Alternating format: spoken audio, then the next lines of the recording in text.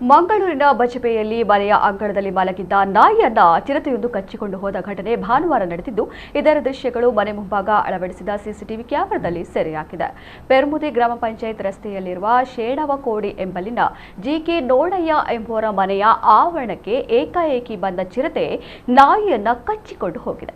ಗ್ರಾಮ ಪಂಚಾಯತ್ ಈ ಬಗ್ಗೆ ಅರಣ್ಯ ಇಲಾಖೆ ಅಧಿಕಾರಿಗಳಿಗೆ ದೂರು ನೀಡಿರುವುದಾಗಿ ತಿಳಿದು ಬಂದಿದೆ.